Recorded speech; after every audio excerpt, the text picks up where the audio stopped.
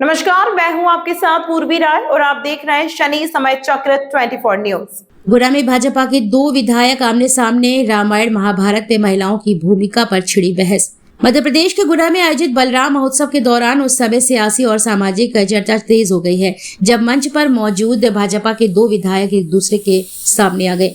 गुना विधायक पन्नालाल शाक के एक बयान पर चाचोड़ा विधायक प्रियंका पेची ने सार्वजनिक तौर पर आपत्ति जताई। दोनों के बीच महिलाओं के बलिदान और प्राचीन युद्धों में उनकी भूमिका को लेकर मंच से ही मतभेद सामने आए हैं। जानकारी के मुताबिक गुना के नानाखेड़ी मंडी में बलराम महोत्सव का आयोजन किया गया। कार्यक्रम में भाजपा के गुना विधायक पन्नालाल शाक और चाचोड़ा विधायक प्रियंका पेची भी मौजूद थी। कार्यक्रम के दौरान अपने संबोधन में पन्नालाल शाक ने रामायण और महाभारत सहित विभिन्न युद्धों का उदाहरण देते हुए कहा कि इन लड़ाइयों में पुरुष ही मारे गए हैं, महिलाओं की मृत्यु नहीं हुई है। शाक के इस कथन पर मंच पर मौजूद विधायक प्रियंका पेची ने तत्काल आपत्ति जताई। उन्होंने कहा कि ये कहना सही नहीं है कि युद्धों और संघर्षों में केवल पुरुषों ने ही जान गंवाई है। महिलाओं ने भी अलग अलग परिस्थितियों में बलिदान दिए हैं और इतिहास में उनकी भूमिका को नजरअंदाज नहीं किया जा सकता है। रामायण काल में रावण को बहुतों ने समझाया, उसके भाई ने समझाया कि भैया ने कहा को तुम पराई स्त्री को ले आए हो, ये तो मौत का सामान है, ये मौत का सामान है, इसे सम्मान भेज दो। पर आप देखो उस युद्ध में, उस लड़ाई में महिला कोई नहीं मरी, मरे तो आदमी मरे सब, आदमी मरे सबसे सब, महिला कोई नहीं मरी। तो ये विडंबना हमको समझना पड़ेगी कि नहीं। ऐसे ही महाभारत में हुआ, 1 करोड़ आदमी मारे गए, एक पांचाली के पीछे, महिला कोई नहीं मरी, मरे तो आदमी मरेगा नहीं। तो ये हमें समझ में आना चाहिए कि नहीं भाई। अब फिर अगला दौर आता है, पृथ्वीराज चौहान ने बस संयोगिता के पीछे अपने खुद के 55 सामंत कन्नौज से दिल्ली तक मरवा दिए और आज तक हम उसको भोग रहे हैं। अभी एकदम एक कज्जा बैठा है ना बिहार, वो किधर के साथ वो उसने एक लोगों को मान कर रखा, प्राकृतिक खेती, प्राकृतिक खेती। माननीय प्रधानमंत्री जी भी कह रहे हैं प्राकृतिक खेती।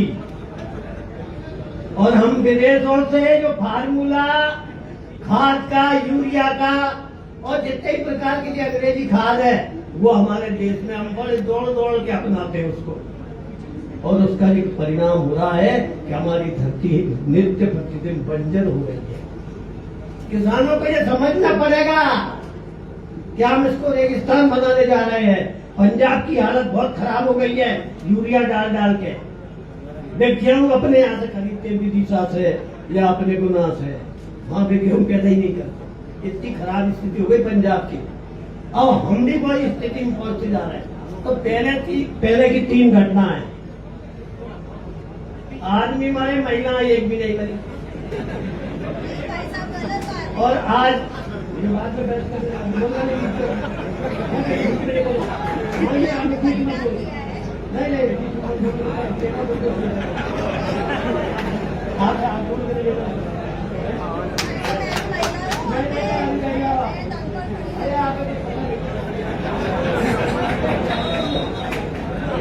हम भी उसी स्थिति में पहुंच रहे हैं, ध्यान रखना।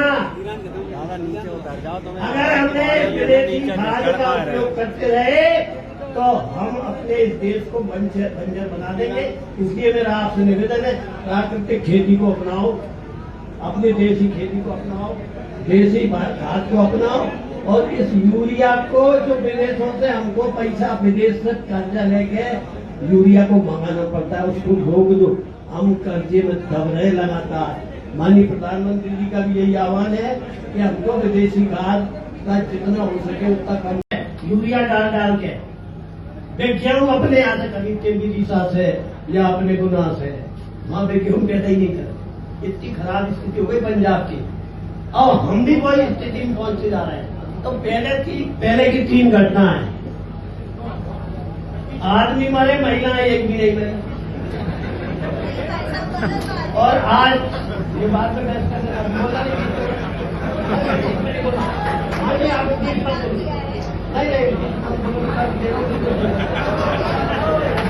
आपसे हाथ जोड़